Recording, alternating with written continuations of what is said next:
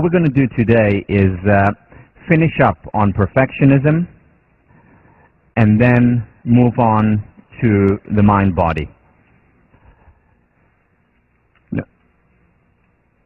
This semester for me has been going great, and there are very few things that I regret about not having done this semester. But the one thing that I will change next time when I teach the class, that I already know of now, is have the lecture on the mind-body earlier. Because I think it is such an important topic. It is so foundational, so basic, that when I realized that, and that was early on in the semester, that I should have had it earlier, I started already to plug for physical exercise, to talk about mindfulness, to introduce it a little bit on the lower level of the spiral. So today, a month or two too late perhaps, we are going to introduce the mind-body connection, physical health. But first, let me finish up on perfectionism. So remember last time we talked about the two models, the schema of the perfectionist, a straight line from point A to point B, versus the schema of the person committed to excellence, which is a much more meandering spiral kind of journey. And a couple of people yesterday in office hours asked the question, so what is really the difference? So you gave us the model of the rat racer, that person, remember, who at the age of 72 gets to being quite literally on top of the world, overlooking Central Park, and then being informed after a life of constant stress, constantly living in the future, in point B, not enjoying the present, the journey, is being told that it is time to retire.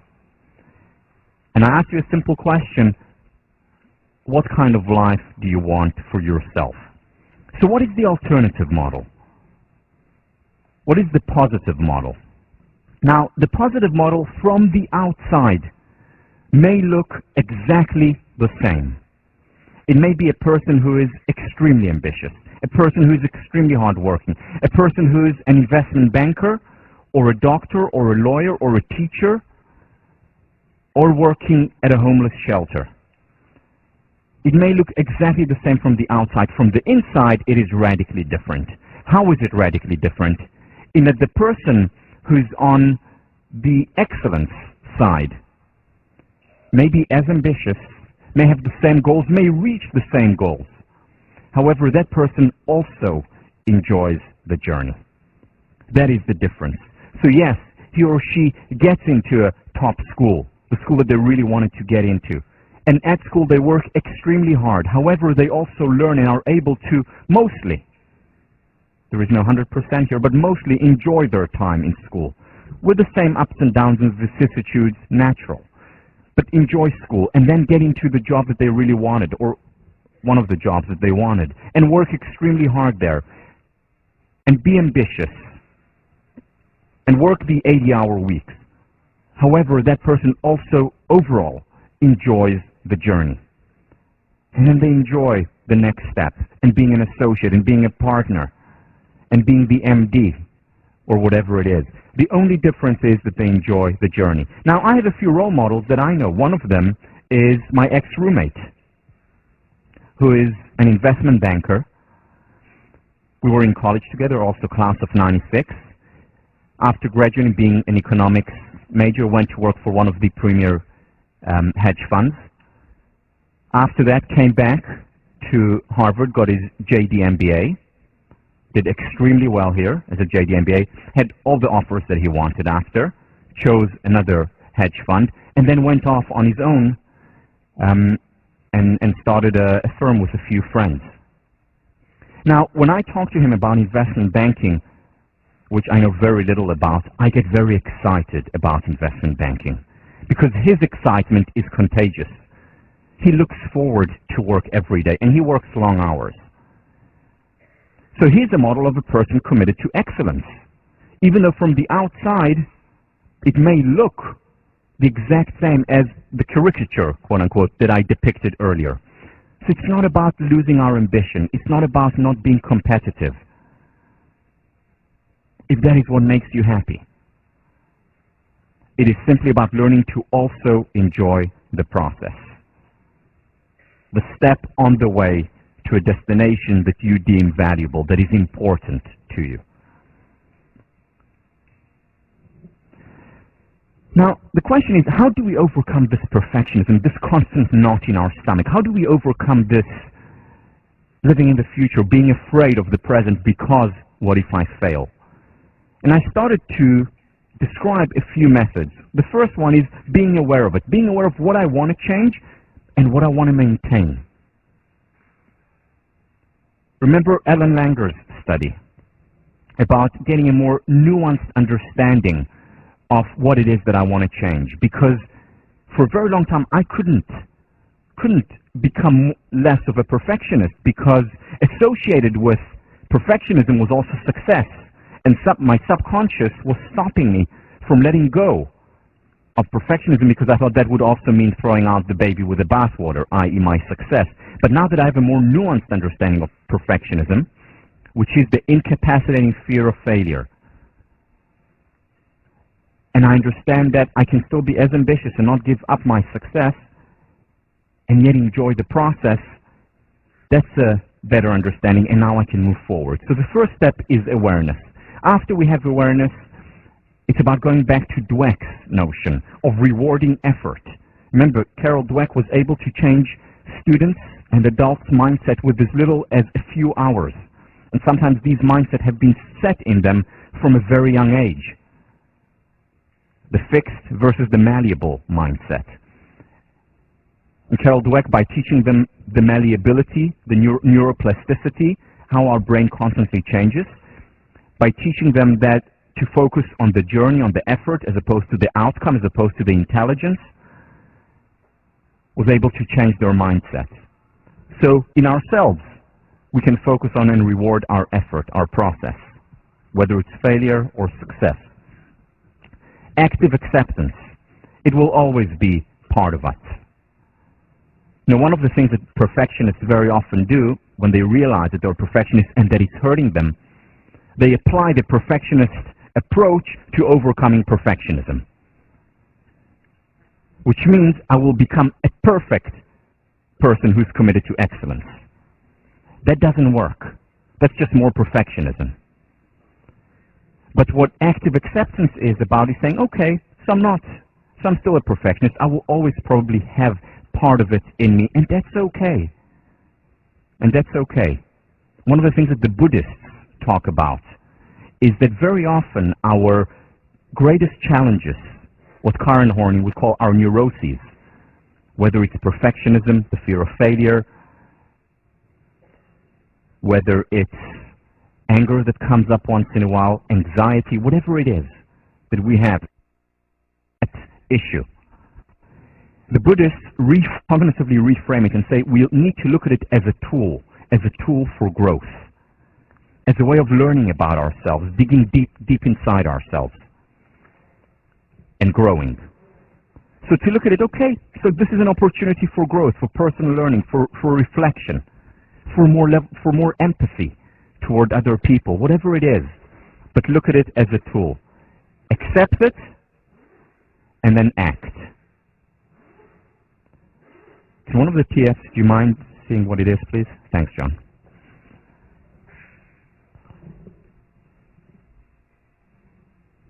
The next thing, after we accept it, we go ahead and change it. And we go ahead and change it by introducing behavior. The key issue here is behavior. Now, one of the things that I did, as I told you last time, was started to solicit feedback from people, started to solicit criticism, and initially, literally, I had to catch myself from responding, from attacking back. Why? Because the criticism is a deviation from the straight and narrow, from that schema. But over time, I got used to it. It actually helped me. And now I'm much more open to criticism. Still, sometimes catch myself when I want to respond and attack back, but overall, a lot better through behavior-changing attitude. Something else, putting myself on the line more, whether it was the story that I told you about Brittany, who said no a few consecutive times, and that's okay, so she said no. I'm still here, I survived. learn to fail or fail to learn. Next, we don't always have to act out in the world. We can also act in our internal simulator. The mind doesn't know the difference between the real thing and the imaginary thing. And therefore, I can imagine myself, see myself, acting as a person committed to excellence. So, for example, before teaching, one of the things that I visualize is seeing myself here on stage, feeling light, calm, and accepting. In other words, the way a person committed to excellence would, as opposed to a perfectionist who would be constantly afraid of failure. And the mind doesn't know the difference, and the mind looks for consistency, and therefore I'm able to be that way, or much more likely to be that way, because of the visualization. Also, meditation in and of itself helps, and we'll talk about meditation, probably get to it on Thursday. Because meditation puts us in a state of mind of calm, of acceptance, a state of being, as opposed to a state of doing. And when we're in a state of being, we're here and now, we're enjoying the process, as opposed to constantly thinking about the destination and what will happen if I don't get to that destination. But more on that on Thursday. This is a technique, a method that I learned from Samuel Coleridge, the British philosopher, late 18th century, beginning of the 19th century, one of the philosophers who influenced our own Ralph Waldo Emerson. And what Coleridge did, he had an issue with perfectionism. And perfectionism, as Winston Churchill later on said, means paralysis. And he experienced this paralysis when he came to writing. Writing was the most important thing in his life. But he really couldn't write well because he was so afraid of not writing the ultimate essay or the ultimate poem. So here is what he did. He said, well, at the end of my life, I will write my magnum opus. Until then, everything is a rough draft. And that liberated him because he wasn't worried anymore. Now, he never got to write his magnum opus. But in the meantime, he wrote dozens of beautiful poems, some of the most beautiful in the English language, and numerous very powerful, influential, and beautifully crafted essays. And they were all rough drafts, so there wasn't the pressure. This helped me a lot because what I did when I thought about this, I said, okay, so let's say one of the domains where perfectionism was very strong for me because it was an important domain was teaching. And then I said to myself, okay, and this was close to 10 years ago, I said, in 20 years, I'm going to have a leadership institute in which I'm going to be teaching amazing workshops and seminars and lectures. Until then, everything is a rough draft. Until then, everything is preparation. And that took off. Now, I know this is a mental game. I mean, I know that I'm quote-unquote fooling myself because in 12 years from now, when that goal is actually, when I'm there 20 years later, I'm going to set another goal for 20 years later to liberate me so that I can enjoy the here and now, so that I can enjoy the process, as opposed to being stuck on having it to be a perfect, flawless, everyday experience, which it can never be. So an end goal can often be liberating. The platinum rule. So the golden rule, do not do unto others what you would not have done unto yourself, or do unto others what you would do unto yourself. The foundation of most moral systems, most religions today. The platinum rule is taking the golden rule and switching it around. And what it says is, do not do unto yourself what you would not do unto others, or rather do unto yourself what you do unto others. Now, if a good friend of yours, someone you really care about, or a family member, fails and doesn't do well, what do you do with that person? Do you reject that person? Oh, you just got a B on this exam. Or, oh, you didn't win this competition. Is that how you treat them? Or do you embrace them? And do you love them any less for it? Of course not. And yet, why do we apply these unrealistic and non-compassionate standards to ourselves? By our use of the word compassion. The word compassion in Tibetan is tsewe. In English, spelled T-S-E-W-E. The word in Tibetan means compassion for others as well as self. And he was really taken aback by the notion that in English, when we talk about, or in the West in general, not just in English, when we talk about compassion, we talk about compassion for others. And he said, how can you have compassion for others when you don't have compassion for yourself? The foundation is the self. The Platinum Rule is about having compassion for ourselves as well. Not treating ourselves differently than we would others. Having similar standards. Accepting failure in the same way that we accept it in others, in people we love. After all, why not?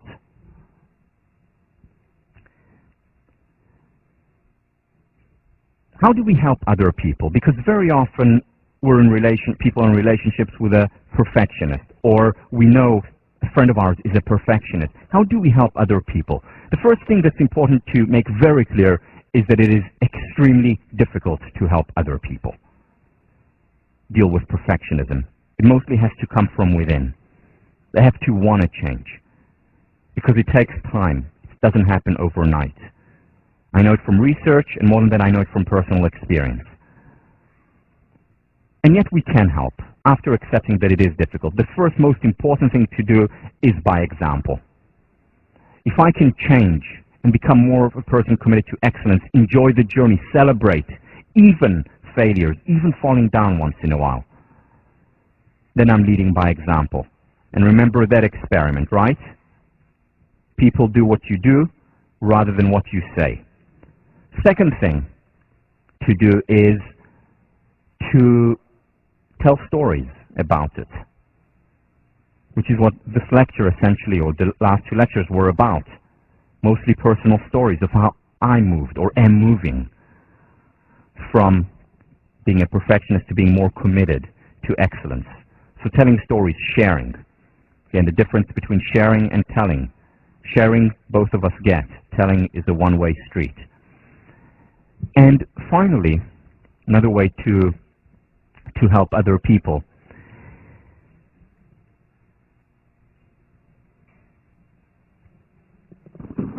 is remembering what Carol Dweck was all about.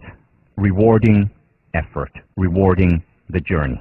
It is so easy to fall into the trap of rewarding outcome, and so easy to forget to reward the journey.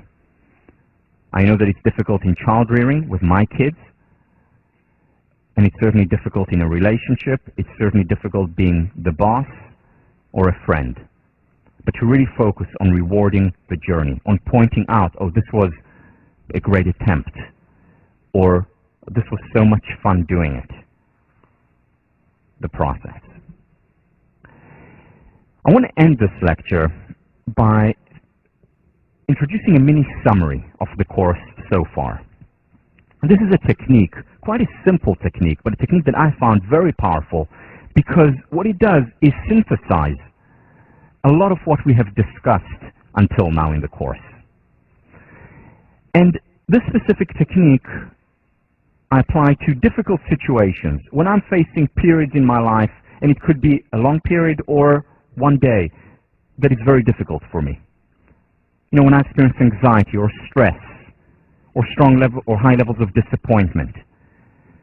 And this is the alternative in many ways to the 3 M's. So remember the 3 M's: magnifying, minimizing, and making up, inventing. So the 3 P's are an alternative. The first P is the permission to be human. So if I experience a difficult experience, I go through a hard time, the first step is to give myself permission, and that would mean accepting of the emotion, accepting that it's difficult, accepting reality. Something just happened. There's nothing I can do about what has just happened. What can change is perhaps my interpretation of what has happened, which is where I get to the next level, the next step. And this is reframing, interpreting the situation as positive. And that would be the benefit finder. What's the silver lining here? What is the growth opportunity here. So if I'm going through a very difficult time, perhaps to look at it through the Buddhist perspective and say, well, this is a tool for growth. This will help me better understand myself as well as others, become a better psychologist, become a better business person, whatever it is. Seeing it, again, the silver lining, the opportunity in failure.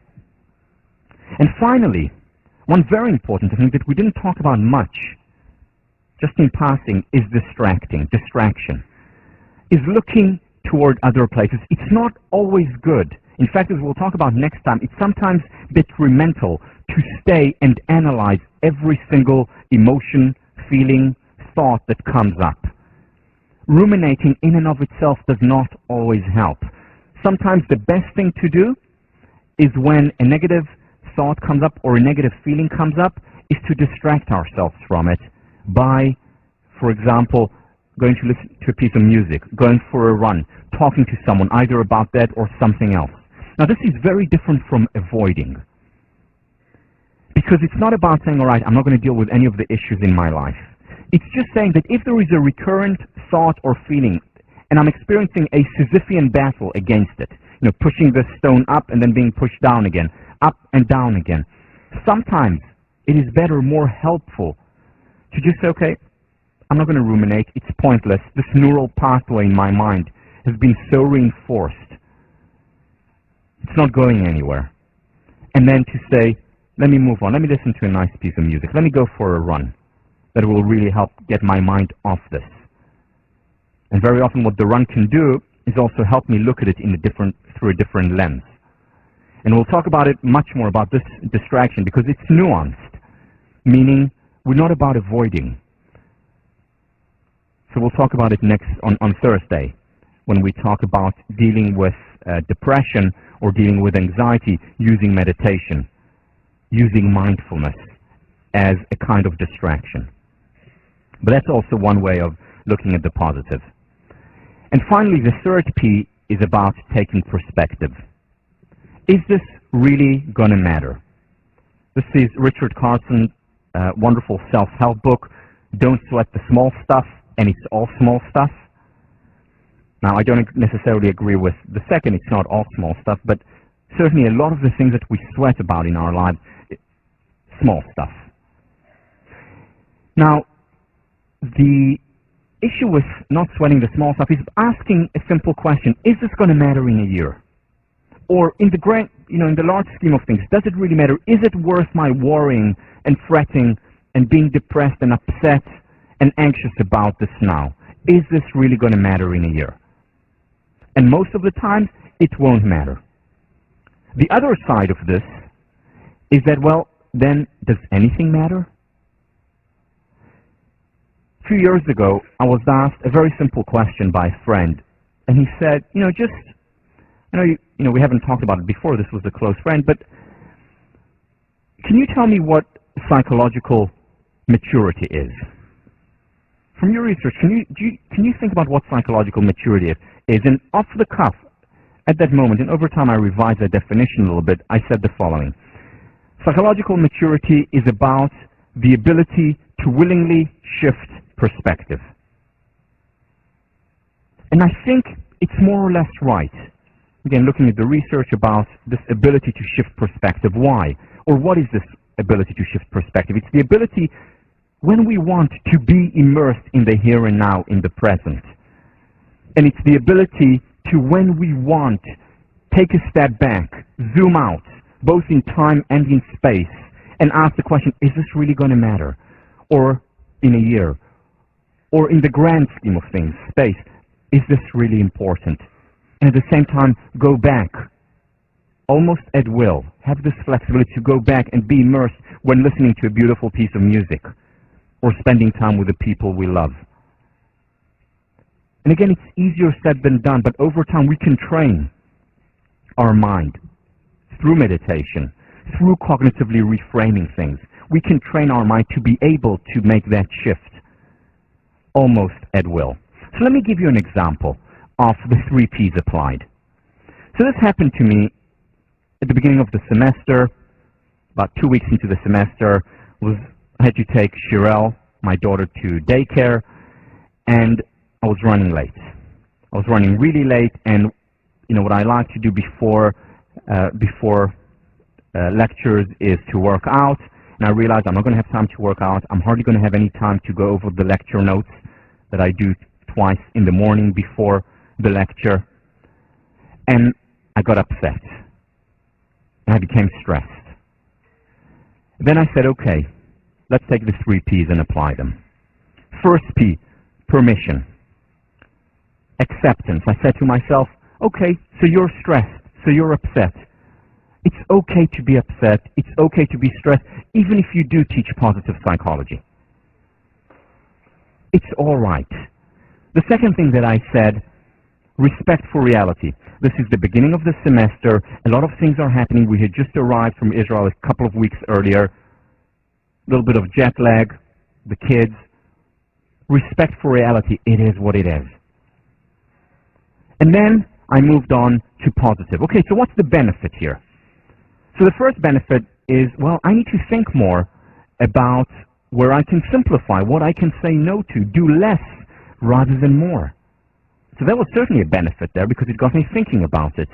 The second benefit that I thought about at that moment, oh, now I have another story to tell in class. An example of how I'm applying the 3 P's. Distraction, very easy. I had the best distraction right next to me, Shirel. And then perspective. Is this really going to matter a year from now that I didn't exercise before class and that I didn't go over lecture notes twice but only once before class? So I'm not going to give a class which is 95% great but just 90%. Is this really going to matter? No. But at the same time I said to myself, I still want to be able to enjoy the here and now. So I took my time, spent time with Shirel, stayed with her a few more extra minutes in daycare, we played together, and then went home much more relaxed, much calmer, having applied the 3 P's to an actual situation that arose. Permission to be human, acceptance, focusing on the positive benefit finding, and finally, the ability to shift perspective. When do I want to zoom out and ask this, do I need to sweat over it now? And when do I want to be immersed in the here and now? Think about this technique. Again, very simple. Now, this technique is not equivalent to an inoculation, meaning it's not, okay, now you've learned the technique, I know about the 3 P's, now for the rest of my life it's going to help me. That's not how it works. It works much more like a pill that you need to take on a regular basis. Meaning, if you're going through a difficult time, apply the 3 P's. And the more you apply them, the faster it is. Now, very often, as I mention the term 3 P's, already automatically I go through that process. Permission, positive perspective. It's much faster now because I've used it, because I've practiced it. So use it constantly. Try it a few times. Again, bringing together a lot of the ideas that we have discussed in the course. Okay.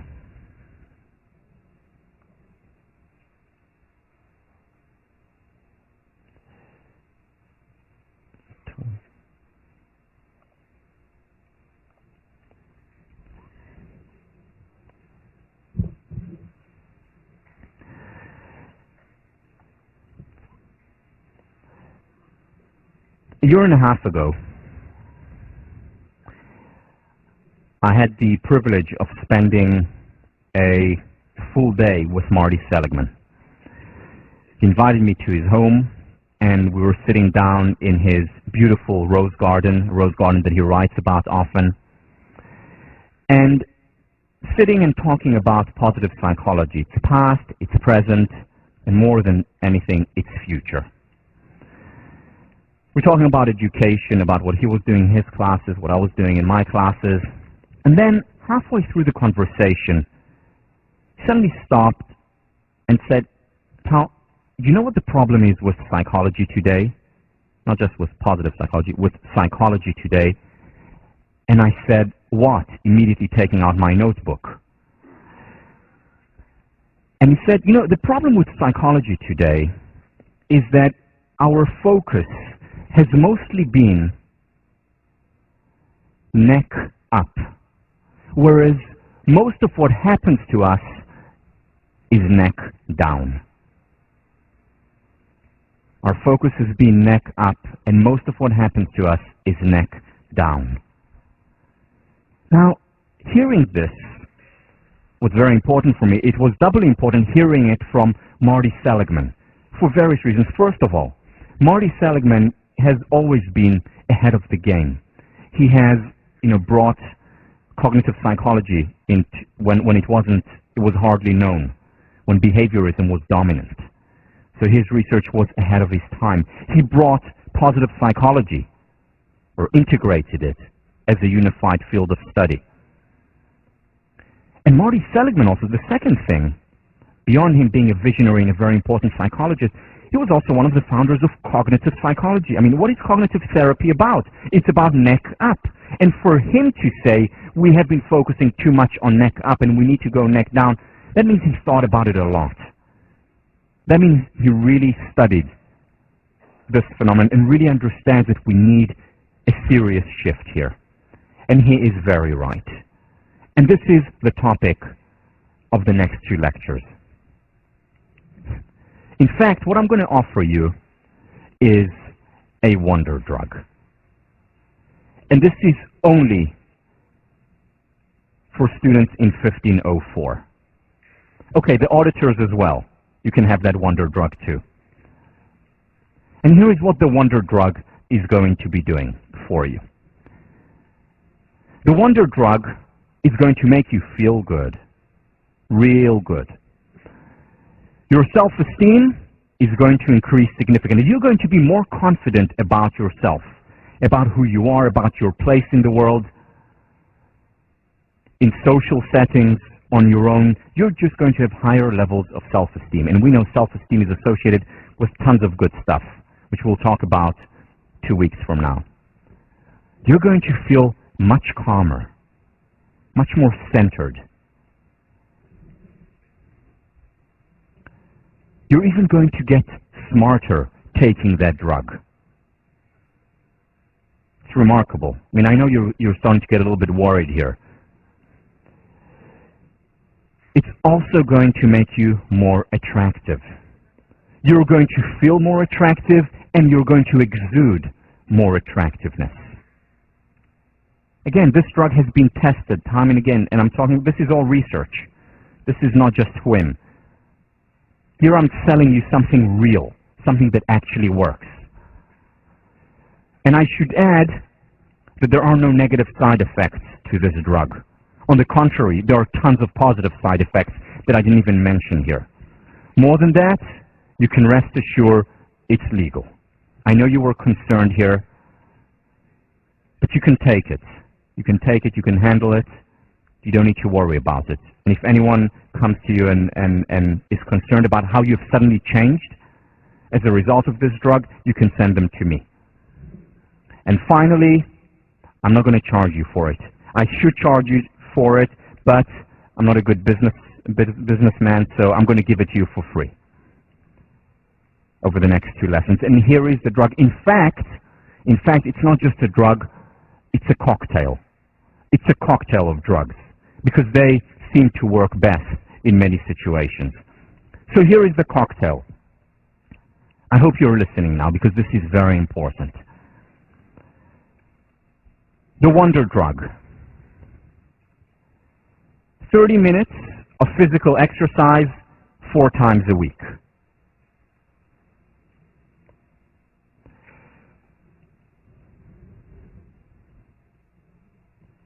The second component of the cocktail.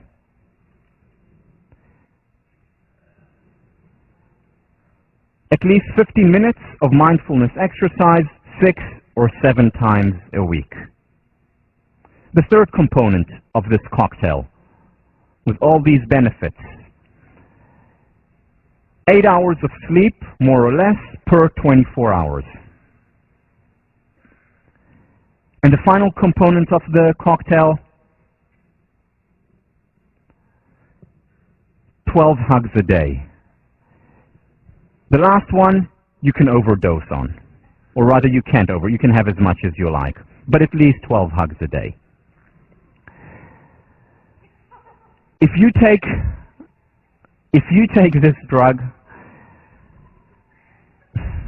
you may hug, that's fine. This is 1504, come on.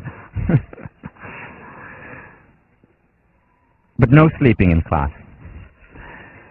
If you take this drug, this cocktail, I guarantee many of the benefits, if not all of the benefits, and possibly many more benefits that I've just talked about before. You see, only today, we're beginning to understand the connection between mind and body. One of the first people to really understand it, who we'll talk about in the next two classes, is Jon Kabat-Zinn, in his wonderful book, Full Catastrophe Living, a phrase taken from Zorba the Greek. Jon Kabat-Zinn, perhaps the most fundamental development in behavioral medicine is the recognition that we can no longer think about health as being solely a characteristic of the body or the mind, because body and mind are interconnected. This is essentially a rejection of hundreds of years of Western thinking. Cartesian dualism, René Descartes, the mind and the body are two irreconcilable separate entities. And this permeated medicine. How do we fix a person? Like we fix a machine, we fix the body. The mind is something entirely separate from it. And again, Descartes didn't invent it. We can see seeds of Cartesian dualism in the works of Plato, which then Aristotle tried to negate, recreating the mind-body connection. But again, was made very clear, very evident in the West with Descartes in the 17th century. And comes along Jon Kabat-Zinn, comes along Herbert Benson, come along Alan Langer, comes along Tara Bennett Goldman. Psychologists, doctors who understand the connection. Comes along John Sarno, a medical doctor from NYU, New York University Medical School, and shows how with our thinking we can overcome most of our back problems or carpal tunnel syndrome, showing the connection between mind and body. Or the placebo effect, staggering effects. Remember, we talked about it with reversing the effect of ipecac, and asking how can we use the mind and the body to help each other to launch a virtuous cycle between the two, where mind helps body and body helps mind. I want to begin by talking about physical exercise, the first component of that cocktail, the first component of the wonder drug. What's happening today? Today, there is reduction of physical work. More and more people today have the quote-unquote luxury of not having to physically work hard. And I put it in quotes because it is one of the manifestations of the underprivilege of privilege. You see, in the past, we had to run after a deer for lunch or run away from a lion so that we don't become lunch. We had to gather berries for dessert. What do we do today? Go to the dessert table in our house or call up for pizza. In the past, we had to gather logs if we wanted to keep warm. Today, what do? This exercise. Turn up the thermometer. And we pay a price. But you know, when I was growing up in Israel, I remember, Israel is a Mediterranean country. 2 to 4 p.m. is siesta time. Very quiet. Kids are not out on the street. But at 4:00, sometimes even at 3:59, every day there was a shout from the street calling Tal, soccer, and then calling the other kids soccer or hide and seek or running around. That's what we did from 4 p.m. after siesta time until night when we went to sleep and mom called us to have dinner.